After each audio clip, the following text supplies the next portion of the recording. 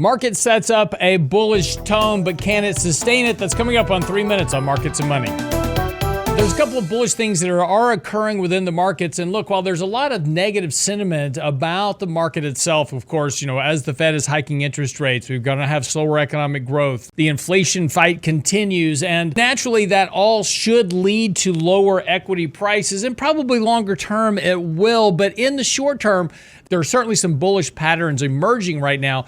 So if we go to the chart here and take a look, the markets have had a very nice 3-week rally so far. And as we've talked about before, the market traded here below 2 standard deviations, below the 50-day moving average.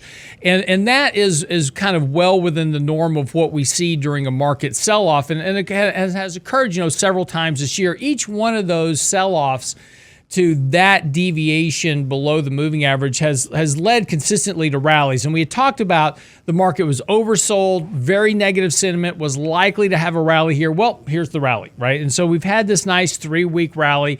And not surprisingly, of course, the media is now starting to talk about new bull market trends, and it's back to a new bull market. Hey, I get it. But the markets here have a lot of work to do. The Fed is tightening monetary policy. The Fed is working on hiking and fighting this inflation fight. And that's going to lower economic activity and ultimately be reflected in earnings. And stocks will have to reprice for that. But in the short term, markets are certainly, kind of bidding to a more bullish side, right? The number of stocks above the 50-day moving average have increased nicely. And if you take a look at the chart, we're back to more extreme overbought levels.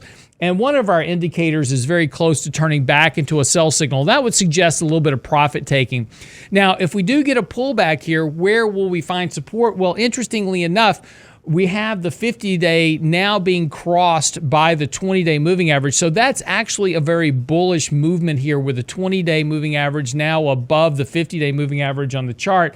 And that says that any pullback that we have on this 20-day, 50-day crossover is likely to be fairly decent support for the markets in the short term. So we could see a pullback here to about 395, 4,000 on the S&P, and that would be well within context of a normal correction. So currently the market's trading fairly nicely, and we're over 4,100, almost 4,200 on the S&P. So a pullback towards that 4,000 level, that's a 200-point decline, would be a nice correction here, work off a lot of this overbought condition. It would trigger sell signals really kind of on our graph, and that would drop, prices here in the short term. Now, any violation of that 50, 20-day moving average crossover would certainly suggest a retest of lows, and we're likely back into a more bearish trend. But a pullback to that 50, 20-day moving average right now that holds is certainly a place where you can increase equity exposure here, at least in the short term for trading opportunities.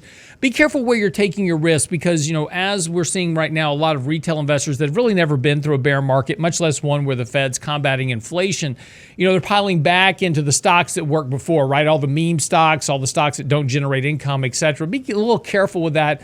Likely the stocks that are going to weather better as we continue forward over the rest of this year are going to be stocks that actually make revenue, create earnings, those type of things.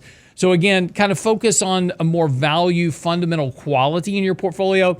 You'll likely do better. And again, keep a watch on that 50, 20-day moving average. That looks like here to be the key test point for the markets in the short term. I'm your host, Lance Roberts, for 3 Minutes of Markets and Money. See you back here tomorrow.